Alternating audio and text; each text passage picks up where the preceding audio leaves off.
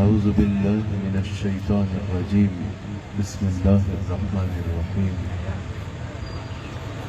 يا أيها الذين آمنوا اتقوا الله وابتغوا إليه الوسيلة صدق الله العظيم وصدق رسوله النبي الكريم سچا ہمارا مالک اور سچا ہمارا خالق کہ سوا اس واحد و یکتا کی کوئی عبادت کے لائق نہیں،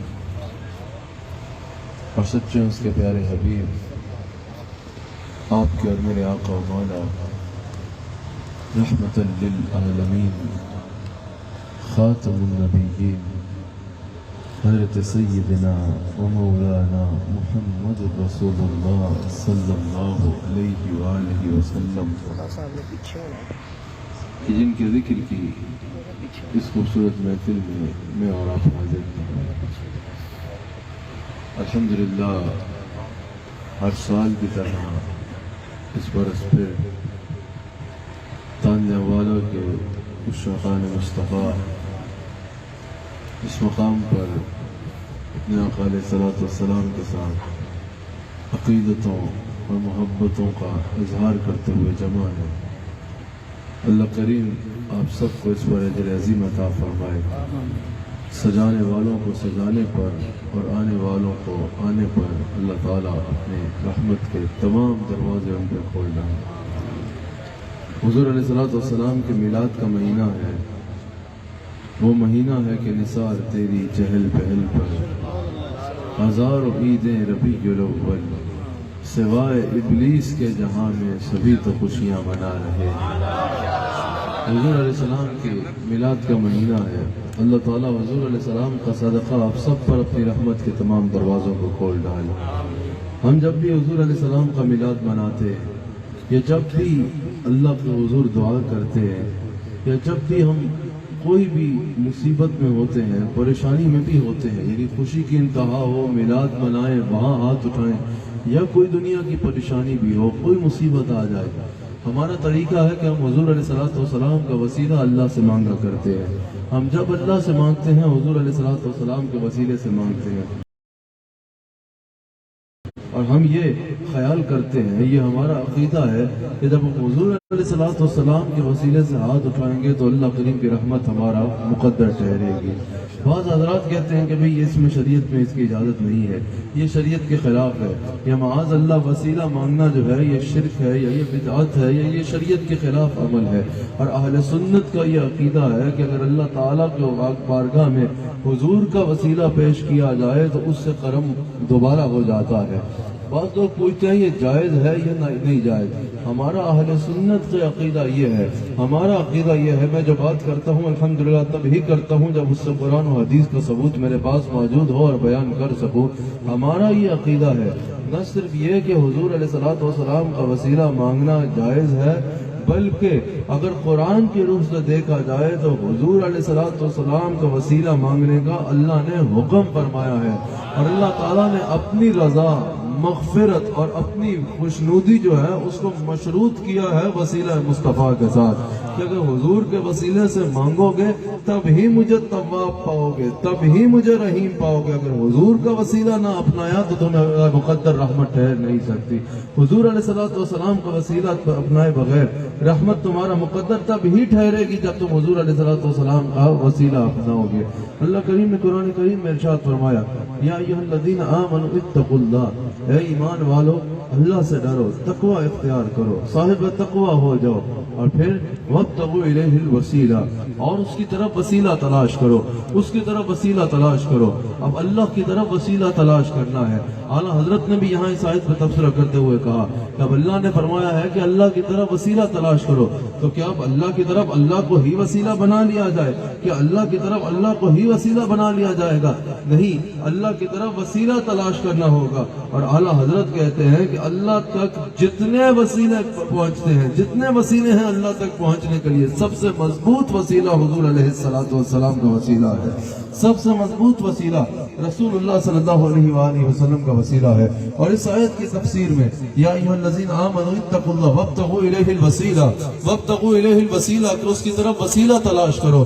اس آیت کی تفسیر میں امام علوسی تفسیر روح المعانی میں کہتے ہیں کہ اس آیت کو پڑھنے کے بعد اور تمام دلائل کو دیکھنے کے بعد امام علوسی کہتے ہیں یہ بات ثابت ہوتی ہے کہ اللہ تک پہنچنے کے لیے وسیلے جو ہیں اس میں توسل بالاعمال بھی جائز ہے اور توسل بالاشخاص بھی جائز ہے، یعنی اعمال کا وسیلہ پیش کرنا بھی جائز ہے جو انہوں نے ثبوت پیش کیا حدیث کے مطابق، سیاستہ کی حدیث کے مطابق، جس طرح وہ غار کا دروازہ بند ہوا، اعمال کا وسیلہ پیش کر کے اس کا رستہ کھلنا سب کے علم میں ہے، اس طرف جانا میرا موضوع نہیں، اعمال کا وسیلہ بھی جائز ہے۔ اور انہوں نے کہا اعمال کا وسیلہ جیسے حدیث سے ثابت ہے اسی طرح اشخاص کا وسیلہ یعنی شخصیات کا وسیلہ بھی اللہ تک پہنچنے کے لیے اپنانا جائز ہے۔ اور پھر امام علوسی نے یہ لکھا کہ جیسے اگر کوئی یہ کہے، یہ صاحب تفسیر روح المعانی امام علوسی لکھتے ہیں کہ جیسے اگر کوئی کہے کہ یا اللہ رسول اللہ صلی اللہ علیہ وسلم کا وسیلہ تیری بارگاہ میں پیش کر کے عرض کرتا ہوں کہ مجھ پر کرم فرما، فرماتے ہیں یہ شرعاً بالکل جائز ہوگا۔ امام علوسی کہتے ہیں یہ کہنا بالکل شرعاً جائز ہے کہ یا اللہ یا کریم حضور علیہ السلام کا وسیلہ ہم پہ کرم فرما دے۔ اچھا اب بعض لوگ کہتے ہیں کہ قیامت کے دن کوئی وسیلہ ہوگا ہی نہیں۔ میں نے ایک مرتبہ حضور کے وسیلے سے دعا کی، ایک صاحب میرے پاس آ گئے، بھیا آپ عجیب آدمی ہے وسیلے سے دعا کرتے ہیں، کہا کہ قیامت کے دن تو کوئی وسیلہ نہیں ہوگا۔ میں نے کہا بالکل قیامت کے دن وسیلہ ہوگا، کہا نہیں قیامت کے دن اللہ اور بندے کے درمیان کسی چیز کا وسیلہ نہیں ہوگا، جسے وہ بخشنا چاہے گا بخش دے گا، جسے نہیں بخشنا چاہے گا نہیں بخشے گا، کوئی ذرہ برابر بھی وسیلہ نہیں ہوگا۔ میں نے کہا اس میں تو کوئی شک نہیں کہ جسے وہ بخشنا چاہے گا اسے بخشے گا اور جسے نہیں بخشنا چاہے گا نہیں بخشے گا، لیکن یہ جو آپ کہہ رہے ہیں وسیلہ نہیں، اس میں توجہ کر لیں۔ وہ صاحب ضد میں تھے، کہا نہیں اور اللہ اور بندے کے درمیان کوئی وسیلہ نہیں ہوگا۔ میں نے کہا چلے یہ بتائیے کہ یہ جو قیامت کے دن میزان قائم ہونا ہے اس میں ایک طرف آپ کے اعمال کو اور دوسری طرف آپ کے ابا جان کو بٹھایا جائے گا؟ کہا نہیں، میزان پہ ایک طرف نیکیاں رکھی جائیں گی اور دوسری طرف گناہ رکھے جائیں گے۔ میں نے کہا پھر کیا ہوگا؟ کہا پھر کیا ہونا ہے، نیکیاں زیادہ ہوئی تو جنت مقدر ٹھہرے گی اور نیکیاں کم ہوئی تو جہنم میں جانا پڑے گا۔ میں نے کہا ذرا پھر بتائیے گا کیا کیا جائے گا؟ کہا نیکیاں اور گناہوں کو تولا جائے گا، اگر نیکیاں زیادہ ہوئی تو جنت ملے گی، گناہ زیادہ ہوئے تو جہنم جانا پڑے گا۔ میں نے کہا پھر بتائیے گا یہ نیکیاں زیادہ ہوئی تو کیا ہوگا؟ کہا نیکیاں زیادہ ہوئی تو جنت مقدر ٹھہرے گی۔ میں نے کہا بتاؤ نیکیاں وسیلہ بنی یا نہیں بنی، اعمال وسیلہ بنے یا نہیں بنے؟ کہا ہاں یہ تو بات ہے، اعمال تو وسیلہ بن گئے۔ ان کو کہیں آج بھی آ گیا کیا ٹھیک ہے بھائی توسل بالاعمال تک تو ٹھیک ہے، توسل بالاعمال تو جائز ہے، توسل بالاشخاص جائز نہیں ہے۔ کہا نیکیوں کا وسیلہ تو جائز ہے لیکن الشخصیات کا وسیلہ جائز نہیں ہے۔ میں نے کہا اچھا یہ بتاؤ کہ اگر کوئی وضو کرتے ہوئے یہ سوچے گا کہ حضور ایسے کرتے تھے، کیا یہ عمل نجات بنے گا یا نہیں؟ کہا بالکل بنے گا۔ میں نے کہا اگر کوئی ناخون بھی عبادت چھوڑ دو، اگر کوئی ناخون بھی اس ترتیب سے کاٹے گا جیسے رسول اللہ نے کاٹے، کیا یہ وسیلہ نجات بنے گا یا نہیں؟ کہا بالکل سنت ہے، میزان پہ رکھا جائے گا وسیلہ نجات بنے گا۔ میں نے کہا اگر کوئی جوتے بھی جھاڑ کے پہنے گا اس تصور سے کہ حضور نے جھاڑ کے پہنے، کیا یہ وسیلہ نجات بنے گا؟ کہا بالکل بنے گا، سنت ہے، میزان پہ رکھا جائے گا۔ میں نے کہا اگر کوئی کھانا بھی اس ترتیب سے کھائے گا کہ حضور نے ایسے کھایا، اس طرح 3 انگلیوں سے حضور نے کھایا، کیا یہ عمل وسیلہ نجات بنے گا؟ کہا بالکل سنت ہے، میزان پہ رکھا جائے گا وسیلہ نجات بنے گا۔ میں نے کہا نادان، جس کی عطائیں وسیلہ نجات بن رہی ہیں اس کی ذات کا عالم کیا ہوگا؟ جس کی عطائیں وسیلہ نجات بن رہی ہیں، جس کی عطائیں بخشش کا ذریعہ بن رہی ہیں، اس کی ذات اقدس کا عالم کیا ہوگا؟ اچھا قطب مدینہ حضرت ضیاء الدین مدنی رحمت اللہ تعالی علیہ، آپ کے پاس ایک شخص حاضر ہوا، حضرت سیدنا ضیاء الدین مدنی رحمت اللہ تعالی علیہ آپ کی خدمت میں حاضر ہوا اور آپ نے ایسا عرض کی کہ حضور میں توسل بالاعمال کا مانتا ہوں، توسل بالاعمال میں مانتا ہوں کہ اعمال کا توسل جائز ہے۔ اچھا یہ ربیع الاول کی محافل ہوتی ہے نا، میں الحمدللہ ہم جب بات کرتے ہیں، ہم اہل تصوف ہیں الحمدللہ، اہل تصوف کے نوکر ہیں الحمدللہ، ہم جب بات کرتے ہیں اعمال، ہر معاملے موضوعات پہ ہم گفتگو کرتے ہیں، لیکن یہ ربیع الاول میں بالخصوص جو جشن منایا جاتا ہے نا، ان محافل کا مقصد یہ بھی ہوتا ہے کہ لوگوں کا عقیدہ مضبوط کیا جائے، اہل سنت کو بتایا جائے ہمارا عقیدہ کسی بازار سے نہیں، ہمارا عقیدہ قرآن و سنت سے آیا ہے الحمدللہ۔ حضرت سیدنا ضیاء الدین مدنی رحمۃ اللہ تعالیٰ ہے، آپ کی خدمت میں شخص حاضر ہوا، کہا کہ میں اعمال کے توسل کو تو مانتا ہوں، لیکن میں حضور علیہ السلام کے توسل کو، حضور کے وسیلے کو نہیں مانتا، یعنی اعمال کا وسیلہ اللہ کی بارگاہ میں پیش کیا جائے اسے تو جائز سمجھتا ہوں، لیکن حضور علیہ السلام کا وسیلہ اگر کوئی اللہ کی بارگاہ میں پیش کرے گا تو میں اسے شرعاً جائز نہیں سمجھتا۔ آپ نے فرمایا ٹھیک ہے بیٹھ جاؤ میرے پاس۔ آپ نے فرمایا مجھے یہ بتاؤ کہ تم نماز کے وسیلے کو جائز سمجھتے ہو؟ کہا بالکل سمجھتا ہوں۔ کہا بتاؤ تمہارے پاس کوئی نماز ایسی ہے جس کی مقبولیت پہ یقین ہو، جس کی قبولیت پہ یقین ہو کہ یہ قبول ہو گئی ہے؟ کہا نہیں، پڑھ لی ہے، اب اللہ نے قبول کی نہیں کی اس کا مجھے کیا پتا، قبولیت پہ مجھے یقین نہیں ہے۔ کہا کوئی روزہ ایسا ہے جس پہ تمہیں یقین ہو کہ وہ مقبول ہے؟ کہا نہیں، کوئی روزہ ایسا نہیں ہے جس کی مقبولیت پہ یقین ہو کہ وہ قبول ہو چکا ہے۔ کہا کوئی حج ایسا ہے جس پہ یقین ہو کہ وہ قبول ہو چکا ہے؟ کہا نہیں، ہم نے تو عمل کر لیا کہ وہ بے نیاز ہے، مجھے کسی میں یقین نہیں ہے کہ وہ قبول ہو گیا ہے، مقبول ہو گیا ہے۔ کہا بتاؤ حضور علیہ السلام کی ذات کی مقبولیت میں کوئی شک ہے؟ کہا توبہ توبہ، ان کی مقبولیت میں شک انسان کو کافر کر دیتا ہے۔ حضرت ضیاء الدین مدنی رحمۃ اللہ علیہ نے فرمایا عجیب انسان ہو، جس کی مقبولیت میں شک ہے اس کا وسیلہ تو اپنا رہے ہو، جس کی مقبولیت میں شک کافر کر دیتا ہے اس کے وسیلے سے بھاگ رہے ہو۔ آج لے ان کی پناہ، آج مدد مانگ ان سے، پھر نہ مانیں گے قیامت میں اگر مان گیا۔ اگر وسیلہ بنانا ہے حضور کا وسیلہ اپناؤ، حضور علیہ السلام کے وسیلے سے کرم اور دوبالا ہوگا، حضور علیہ السلام کے وسیلے سے کرم اور دوبالا ہوگا۔ یاد رکھیے گا حضور علیہ السلام کا وسیلہ مانگنا بدعت، یہ پتہ نہیں کہاں سے عقیدہ گڑا گیا ہے، یہ پتہ نہیں کہاں سے عقیدہ گاڑ دیا گیا ہے کہ حضور علیہ السلام کا وسیلہ بدعت ہے، یعنی نئی چیز ہے، بدعت ہے۔ ارے نادان منافق، رسول اللہ صلی اللہ علیہ وآلہ وسلم کا وسیلہ تو رسول اللہ کی ولادت سے پہلے بھی مانگا جاتا تھا، ولادت سے پہلے تو دور کی بات ہے، دنیا میں جب سلسلے شروع ہوئے اس سے پہلے بھی حضور کا وسیلہ مانگا جاتا تھا۔ ارے رسول اللہ کی میلاد کے بعد، رسول اللہ کی بعثت یعنی اعلان نبوت سے پہلے بھی وسیلہ مانگا جاتا تھا، بعثت کے بعد بھی وسیلہ مانگا جاتا رہا، آج بھی وسیلہ مانگنے کا حکم ہے۔ میلاد سے پہلے کیسے وسیلہ مانگا جاتا تھا؟ امام حاکم نے اس کا نقل کیا اور وہ فرماتے ہیں محدثین کی یہ کوئی ایسی روایت نہیں، 72 حوالے اس کے موجود ہیں۔ امام حاکم نے اس کو اسناد سے ذکر کیا اور محدثین کہتے ہیں کہ 72 حوالوں سے یہ حدیث موجود ہے۔ وہ کیسے کہ حضرت آدم علیہ السلام جب زمین پہ تشریف لائے، وہ معاملہ ہوا اس کے سبب زمین پہ تشریف لائے، برسوں سینکڑوں سال جو ہے وہ توبہ کرتے رہے، لیکن وہاں سے پیغام رضا نہ آیا۔ ایک مرتبہ حضرت آدم علیہ السلام نے یوں کہا کہ یا اللہ میں تیری بارگاہ میں سیدنا محمد صلی اللہ علیہ وآلہ وسلم کا وسیلہ پیش کر کے عرض کرتا ہوں کہ میری دعا کو قبول فرما لے۔ لمحے میں پیغام رضا آ گیا۔ اب محدثین کہتے ہیں، آگے بھی حدیث موجود ہے، تبصرہ کرنے کا مکمل کا وقت نہیں، کہ بھئی حضرت آدم علیہ السلام نے پوچھا کہ یا اللہ کریم نے پوچھا کہ تمہیں ان کی آشنائی کیسے ہوئی؟ کہا جب میں نے آنکھ کو کھولا میں نے تیرے نام کے ساتھ ان کا نام جڑا دیکھ لیا، میں نے اس وقت یہ جان لیا تجھے ان سے زیادہ پیارا اور کوئی نہیں ہے۔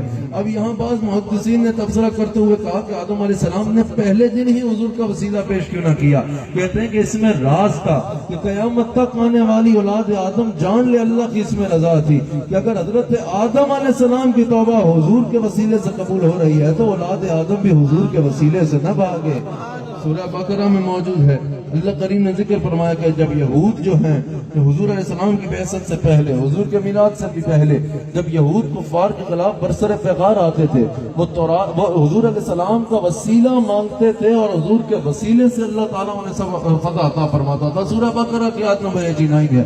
اب اس کی تفسیر میں امام علوسی کہتے ہیں روح المعانی میں کہ وہ تورات کھولتے تھے، تورات سے وہ مقام نکالتے تھے جہاں حضور علیہ السلام کا ذکر ہے، اس پہ ہاتھ رکھتے تھے، یہ امام علوسی کہہ رہے ہیں، اس پہ ہاتھ رکھ کے کہتے تھے یا اللہ یہ نبی جس نے سب نبیوں کے آخر میں ختم نبوت کا تاج سجا کے آنا ہے، جس کا ذکر تو نے اپنی کتاب میں اتنے اہتمام سے کیا ہے، اس کے وسیلے سے ہمیں پتہ عطا فرما۔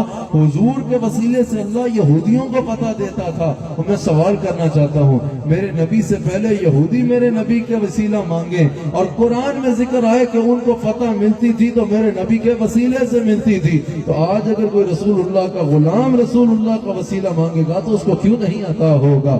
اس کو کیوں نہیں عطا ہوگا؟ اس پہ پہلے پہ بھی کافی دیر گفتگو کی جا سکتی ہے، لیکن بعثت مبارکہ کے بعد، میرے نبی علیہ الصلوۃ والسلام کی بعثت کے بعد، جب حضور علیہ الصلوۃ والسلام نے اعلان، حضور علیہ الصلوۃ والسلام کی ولادت کے بعد، جب میرے آقا علیہ الصلوۃ والسلام کی ولادت ہو گئی، ابھی بعثت نہیں ہوئی، ابھی حضور علیہ الصلوۃ والسلام نے اعلان نبوت نہیں فرمایا، اس وقت بھی حضور کا وسیلہ مانگا گیا۔ کیسے مانگا گیا؟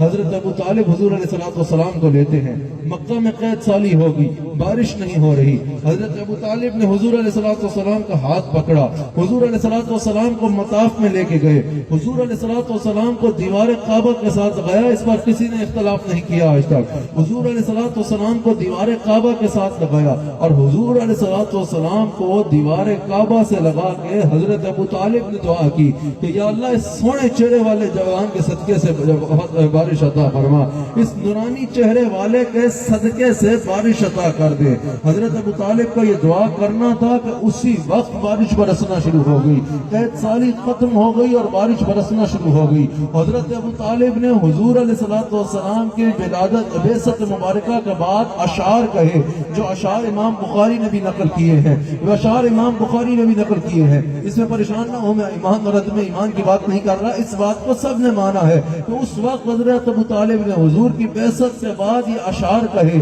اور وہ اشعار یہ تھے کہ یہ آقا علیہ الصلوۃ والسلام کے بارے میں کہا، یہ وہ مہربان شخصیت ہے جن کے وسیلے سے بارش مانگی جاتی ہے اور اللہ ان کے وسیلے سے بارش نازل کرتا ہے، یہ بیواؤں کے ملجا ہیں اور یتیموں کے فریاد رس ہیں، یتیموں کے فریاد رس ہیں۔ یعنی حضور علیہ الصلوۃ والسلام کے میلاد سے بعد، حضور کی بعثت سے پہلے بھی حضور کا وسیلہ مانگا گیا، اب بعثت کے بعد حضور کے وسیلے سے کیا کچھ ہوا، یہ تو ایک لمبا عنوان ہے۔ بعثت کے بعد حضور علیہ السلام نے خود آج تک ہمیں وسیلہ مانگنے کا حکم دیا ہے۔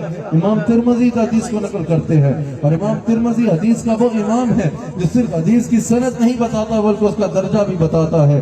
عثمان بن حنیف رضی اللہ تعالیٰ عنہ سے اس حدیث کے راوی ہیں، اور علامہ حضرت امام ترمذی رحمہ اللہ فرماتے ہیں، ترمذی میں موجود ہے کہ ھذا حدیث حسن صحیح، یہ حدیث حسن ہے، یہ حدیث صحیح ہے۔ اور وہ حدیث کیا ہے؟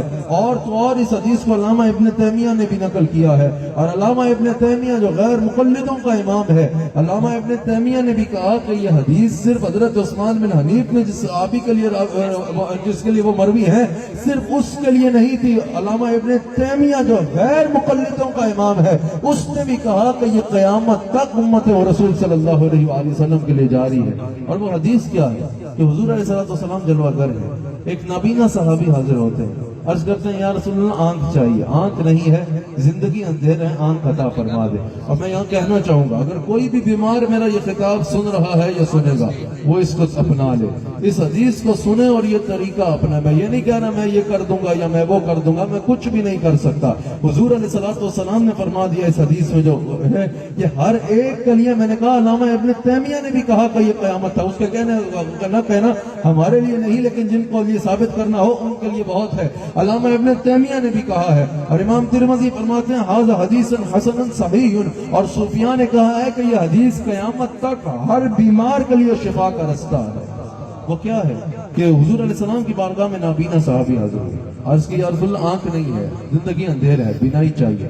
حضور نے فرمایا اپنے گھر چلے جاؤ، گھر جا کے ان الفاظ سے دعا مانگو کہ یا اللہ میں تیری بارگاہ میں سیدنا محمد صلی اللہ علیہ وسلم کا وسیلہ پیش کرتا ہوں جو نبی رحمت ہے، اور پھر اپنی عرض کرو، اور پھر حضور نے فرمایا مجھے مخاطب کرو اور کہو یا رسول اللہ۔ اعلیٰ حضرت یہاں کہتے ہیں اس حدیث پہ تبصرہ کرتے ہوئے، اعلیٰ حضرت نے کہا کہ اگر حضور علیہ السلام کے پاس وہ بیٹھا تھا اور حضور فرما رہے ہیں گھر جا کے کہو یا رسول اللہ، گھر جا کے مجھے مخاطب کرو.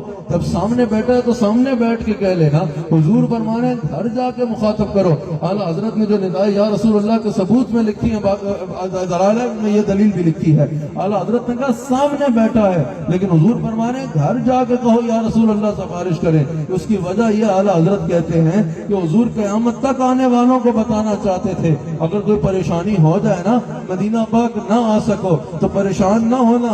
جیسے میں مدینہ پاک آنے والوں کی سنتا ہوں ویسی تانگلے حوالہ سے پکارنے والوں کی بھی سنا کرتا ہوں. کہا کہ وہ گھر جاؤ اور کہو یا رسول اللہ میں نے آپ کا وسیلہ پیش کر کے اللہ کے حضور اپنی عرض کر دی ہے، اب آپ اللہ کے حضور میری سفارش فرما دیں. آپ اللہ کے حضور میری سفارش فرما، یہی تو ہے وسیلہ. اب آپ اللہ کے حضور میری سفارش فرما دیں. صحابہ کہتے ہیں کچھ دیر گزری وہی اندھا واپس محفل میں آیا. اللہ اس کو بینائی دے چکا تھا، اللہ اس کو بینائی دے چکا تھا. اب میں نے کہا نا کہ حضور علیہ السلام کا وسیلہ مانگنا صرف جائز ہی نہیں، حضور علیہ السلام کا وسیلہ مانگنا ضروری ہے. حضور علیہ السلام کا وسیلہ مانگے بغیر چارہ ہی نہیں ہے. یہ قرآن سے ثابت ہے. اللہ نے فرمایا وَلَوْأَنَّهُمْ إِذْ ظَلَمُوا أَنفُسَهُمْ جَاءُوكَ فَاسْتَغْفَرُوا اللَّهَ وَاسْتَغْفَرَ لَهُمُ الرَّسُولُ وَاسْتَغْفَرَ لَهُمُ الرَّسُولُ، یہی تو وسیلہ ہے. وَاسْتَغْفَرَ لَهُمُ الرَّسُولُ لَوَجَدُوا اللَّهَ تَوَّابًا رَحِيمًا، کہ جب بھی اپنی جانوں پہ ظلم کر بیٹھو نا، میرے حبیب کی بارگاہ میں حاضر ہو جاؤ. میرے حبیب کی بارگاہ میں حاضر ہو جاؤ، وہاں جا کے مجھ اللہ سے معافی مانگو. اب یا اللہ وہاں جانوں پہ بھی ظلم کر لیا، جاؤ کا رسول کی بارگاہ میں جاؤ، یا اللہ حاضر بھی ہو گئے. فاستغفر اللہ، مجھ سے معافی مانگو، یا اللہ معافی بھی مانگی. اب راضی ہو گیا؟ کہا نہیں، اصل بات تو ابھی رہتی ہے. اگر اتنا ہی کرنا ہوتا، معافی مانگنی ہوتی ہے تو گھر میں بھی مانگ سکتا تھا. کہا واستغفر لهم الرسول، اب رسول اللہ تمہاری سفارش کریں، رسول اللہ تمہاری سفارش کریں. اللہ اکبر. اب یہاں بڑا ایک لطیف نکتہ مفسرین نے بیان کیا ہے. کہا کہ اگر اللہ تعالیٰ فرماتا نا رسول اللہ کو مخاطب کر کے واستغفر لهم، کہ اے میرے حبیب علیہ السلام آپ کے پاس جو آ رہا ہے آپ اس کی سفارش کرو، تب پھر رسول اللہ کی بارگاہ میں جا کے بھیک مانگنے کی ضرورت نہیں تھی، پھر جا کے ترلا کرنے کی ضرورت نہیں تھی. پھر اللہ کا حکم تھا اور رسول اللہ پابند ہوتے ہر کسی کی سفارش کرنے کے لیے. مثال کے طور پہ اگر کوئی کسی کے پاس جائے، کسی بڑے بادشاہ کے پاس جائے اور بادشاہ کہے کہ بھئی اگر فلاں کو جاؤ کہو کہ بادشاہ نے بھیجا ہے کام کر دو، یا فلاں کو کہے کہ بھئی بادشاہ کہے اپنے فلاں بندے کو کہ فلاں بندہ تمہارے پاس آئے گا، اس کا کام کرنا ہے، پھر تو وہ مجبور ہے بندہ کام کرنے پہ. پھر ہم نے جا کے اس کو یہ نہیں کہنا مہربانی کرو کام کر دو، کرم کرو کام کر دو، اس سے بھیک مانگنے کی ضرورت نہیں ہے. ہم بھرم سے جائیں گے، بولیں گے بھئی بادشاہ نے بھیجا ہے کام کرو. لیکن اگر بادشاہ کہے کہ بھئی فلاں کہے گا تو تمہارا کام کروں گا، اب کہانی مختلف ہے. اب اس کی ہاں میں بادشاہ کی ہاں ہے اور اس کی نہ میں بادشاہ کی نہ ہے. اب کہانی اس کے ہاتھ میں ہے، کیونکہ بادشاہ نے کہہ دیا وہ کہے گا تو کام کروں گا. اب اس کے ترلے کرنے پڑیں گے، اب اس کی منت کرنی پڑے گی. نہ مانا تو پیری پہ جڑا پڑے گا، پھر بھی نہ مانا تو رونا پڑے گا اس کے آگے. اس نے مان لیا، پھر بادشاہ کے پاس جانے کی ضرورت نہیں، اس نے کہہ دیا تو کام ہو گیا. اللہ نے فرمایا واستغفر لهم الرسول، پھر رسول تمہاری سفارش کرے. اللہ نے کہا کام تب کروں گا جب رسول کہیں گے کہ یا اللہ کس کا کام ہے. اللہ نے کہا اب کام تب بنے گا جب رسول کہیں گے تو معاف کروں گا، رسول کہیں گے تو معاف کروں گا. تو پتہ چلا اب مدینہ شریف پیر بن کے نہیں جانا، مدینے کا کتا بن کے جانا ہے. اب مدینہ شریف چودھری بن کے نہیں جانا، وہاں کا کمی بن کے جانا ہے. اب مدینہ پاک زائر بن کے نہیں جانا، وہاں کا منگتا بن کے جانا ہے. وہاں جا کے رسول کے آگے رونا ہے. وہاں جا کے رسول کسی کا رونا نہیں دیکھتے. کیوں؟ اپنی گلی میں وہ روادار صدا ہو جو بھیک لیے راہ گدا دیکھ رہا ہو. مدینہ شریف جا کے حضور کی بارگاہ میں سر جھکانا ہے، حضور کی بارگاہ میں ترلے کرنے ہیں. اگر حضور مان گئے نا تو حضور کی ہاں میں خدا کی ہاں ہوگی، حضور کی ہاں میں خدا کی ہاں ہوگی. پھر کیا کہا؟ لَوَجَدُ اللَّهَ تَوَّابًا رَحِيمًا، پھر ضرور پاؤ گے تم مجھے توبہ کو قبول کرنے والا اور گناہوں کو معاف فرمانے والا. کب؟ جب رسول اللہ صلی اللہ علیہ وآلہ وسلم تمہاری سفارش کریں گے. دیگر معاملات میں وعدہ نہیں ہے. فَإِذَا جَاءَ نَصْرُ اللَّهِ وَالْفَتْحُ وَرَأَيْتَ النَّاسَ يَدْخُلُونَ فِي دِينِ اللَّهِ أَفْوَاجًا فَسَبِّحْ بِحَمْدِ رَبِّكَ وَاسْتَغْفِرْ.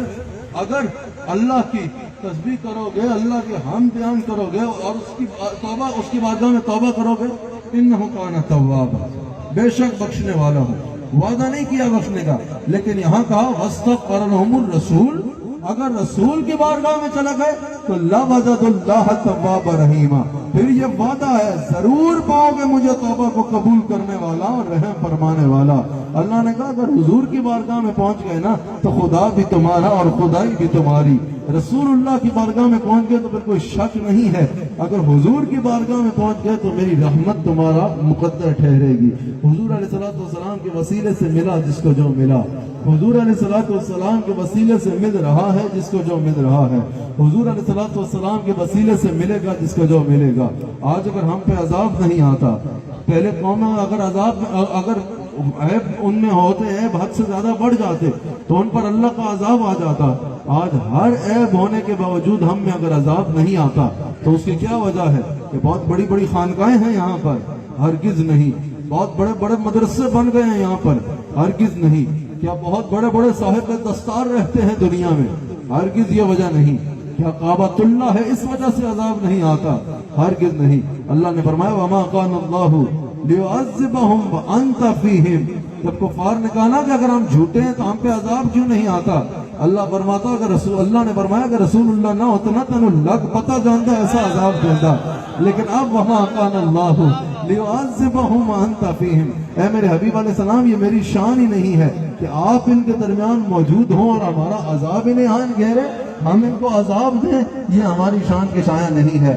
آج اگر شکلیں نہیں بگڑتی نا، آج اگر رسول اللہ صلی اللہ علیہ وآلہ وسلم کی شان میں بکواس کرنے والا جب بیٹھ کے باں باں کرتا ہے وہ بندر بن کے اپنے ادارے سے نہیں نکلتا، آج اگر ہم پہ آگ نہیں برستی، پتھر نہیں برستے، آج اگر زمین کو پٹخا نہیں جاتا تو اس کی وجہ صرف ایک ہے کہ رسول اللہ صلی اللہ علیہ وآلہ وسلم موجود ہیں، رسول اللہ موجود ہیں۔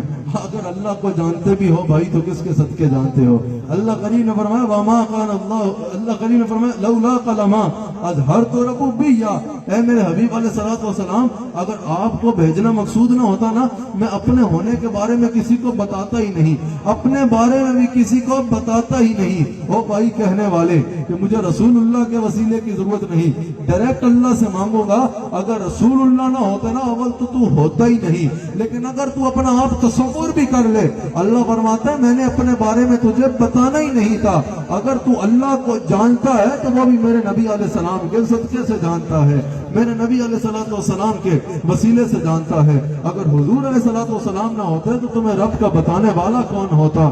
رسول اللہ نہ ہوتے تو تمہیں رب کا پتہ دینے والا کون ہوتا؟ رسول اللہ کے وفادار بن جاؤ، رسول اللہ کے غلام بن جاؤ، حضور علیہ السلام کے معاملے میں اپنا عقیدہ مضبوط کر لو۔ اختتام پہ جا رہا ہوں، اگر آج ہم کہیں کہ بھئی حضور علیہ السلام کا وسیلہ کرم فرما دے یا ہم حضور کا وسیلہ دعا مانگے، بعض لوگ کہتے ہیں نہیں بھائی ہم تو ڈائریکٹ اللہ سے مانگتے ہیں، ہم نبی کے وسیلے کے قائل نہیں ہیں۔ ان سے پوچھنا ذرا یہ بتاؤ تم اللہ سے ڈائریکٹ باتیں کر رہے ہو، کبھی اللہ نے تم سے ڈائریکٹ بات کی کیا؟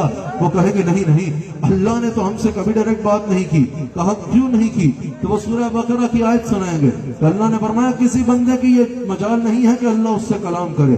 کہا یا اللہ تو کلام کر لے تو پھر وہ بتائے گا کہ اللہ کی شان ہی یہ ہے کہ اللہ فرماتے ہیں ہم جس سے کلام کرنے وہ نبی بن جاتا ہے، اور پھر ہم نبی کے ذریعے سے لوگوں سے کلام کرتے ہیں، ہم براہ راست لوگوں سے بات نہیں کرتے، ہم نبی سے کلام کرتے ہیں، نبی ہمارا لوگوں سے کلام کرتا ہے۔ یعنی جب اللہ تعالیٰ کبھی بھی مخلوق سے کلام کرتا ہے تو نبی کے ذریعے سے کرتا ہے، جب بھی بندوں سے کلام کرتا ہے تو اس سے پوچھنا بے وقوف انسان، جب وہ اللہ ہو کے نبی کے ذریعے کے بغیر تم سے بات نہیں کر رہا تو تم بندے ہو کے نبی کے وسیلے کے بغیر اس تک کیسے پہنچو گے؟ لوگ کہتے ہیں ہم کو خدا چاہیے، ہم بھی کہتے ہیں ہاں با خدا چاہیے، پر خدا تک پہنچنے کا زینہ تو ہو، ہاتھ میں دامن مصطفیٰ چاہیے، ہاتھ میں دامن مصطفیٰ چاہیے۔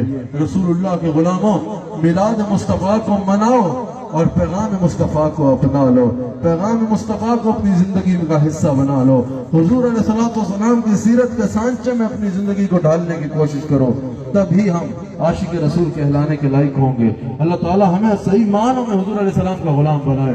الحمدللہ ربیع الاول شریف کا مہینہ ہے، ہر طرف حضور علیہ السلام کے میلاد کی بہار چھائی ہوئی ہے. ابھی بھی جہاں دیکھو نا حضور علیہ السلام کا میلاد منایا جا رہا ہے. اس سے پہلے بھی آپ دیکھ رہے ہوں گے جہاں براہ راست میں پھر سے میں ٹی وی پہ جو تھی وہاں سے فیصل آباد پہنچا. ابھی بھی میں نے آگے دھوبی گھاٹ میں خطاب کے لیے پہنچنا ہے. ہر طرف حضور کے میلاد کی بہار ہے.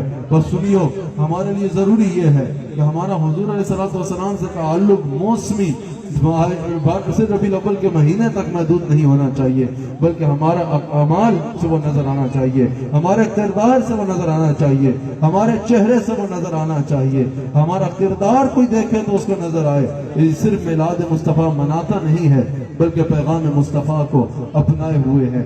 تب ہی تم عاشق رسول کہلانے کے لائق ہوگے، ورنہ ہمارا یہ دعویٰ فقط ایک جذباتی دعوے کی حد تک محدود ہوگا.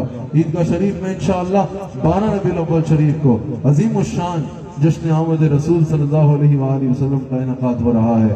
میں آپ کو دعوت پیش کرتا ہوں کہ 12 ربیع الاول شریف کو عیدگاہ شریف تشریف لائیں، ہمارے ساتھ مل کے رسول اللہ صلی اللہ علیہ وآلہ وسلم کی آمد کا جشن منائیے. اللہ تعالی ہم سب کو حضور علیہ السلام کا نمک حلال رکھے، وفادار رکھے، رسول اللہ کا نمک خوار رکھے. ہم جئیں تو رسول اللہ کے بن کے جئیں، مریں تو رسول اللہ کے بن کے مریں. قیامت کے دن اٹھیں تو حضور صلی اللہ علیہ وآلہ وسلم کے جھنڈے تلے اٹھیں. انشاءاللہ صلائے نعت نبی پائے گا اس دن خالق، وہ کرم دیکھنا تم دیکھنے والا ہو.